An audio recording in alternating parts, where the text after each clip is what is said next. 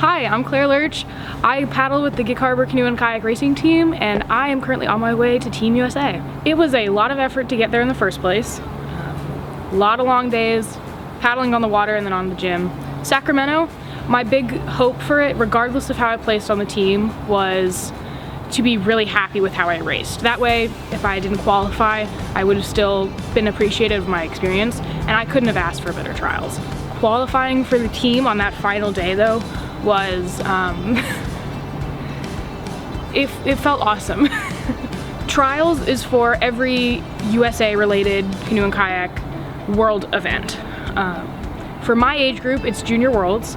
So I tried out for the Junior Worlds U23 Championships in Aranzo, Italy, and I made it, which was incredible. I qualified for the Junior Women's K4, so between now and then I'm going to be working hard as ever to make sure that my personal paddling is better, but really focusing on those skills I need to make my team boat skills perfect.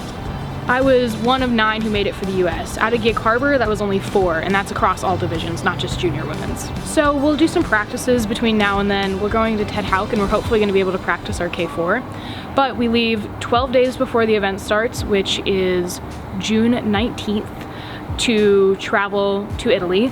And then the actual racing starts July 7th through 9th. So it's a lot of prep time to be ready beforehand. Per paddler, it's a lot. Your equipment is one thing, but flights, I believe the flight we have is $3,000 because you have to have specific requirements with who you can go with if you're under 18 and you have to meet up with coaches. So I believe our flight to there and back is $3,000. There's also hotel room and board. We've already put down some deposits. Then for the prolonged stay, you're there for like 3 weeks. So that's 3 weeks in another country, all on your own with food, you know, miscellaneous things if you want to actually buy touristy things. And then general costs that you're gonna run into. We can't obviously haul our kayaks across the ocean. We have to rent out boats when we get there, and we need boats for our individual one, and we wanna make sure that the boats we have are purely for our use. So they're not just, we're not swapping out between other teams. There's also the uniform cost. So the 3 uniform items were each at least $60 to $80. And those were the required pieces you needed to go. We're reaching $8,000. It's a once in a lifetime opportunity. So we're growing big.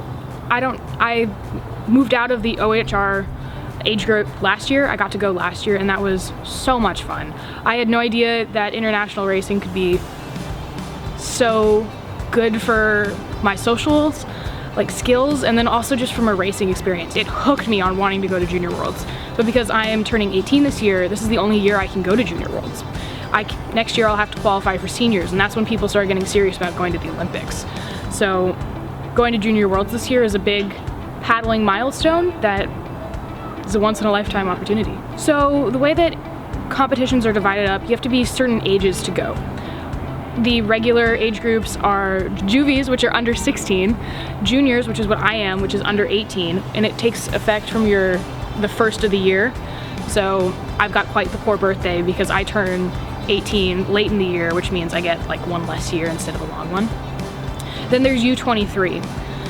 So OHR, Olympic Hopeful Regatta, is kind of like the gateway step for our US athletes to do international races. That was the event I got to go to last year. It's incredible to be there with so many different teams. We got to meet all of these paddlers from across the world, trade jerseys, and experience that type of competition. Cheering for those people who do well, our canoeists, they do so well. And it's so much fun to cheer for them. Then there's Junior Worlds, which I have qualified for but have to pay for. And that's for under 18. It's partnered with the U23 Junior World Championships. And those are like the next 2 steps. Past that, you have like the ICF Cup, the Olympics, and then Senior Worlds, Pan Am Games. Big competitions that by the time you get there, you have to be very serious about it. That's like into college, deciding you want to go Olympic with it, really. Thank you so much to anyone who is able to support me in this. It's a big dream to be able to go to Junior Worlds. I hope I can do you proud.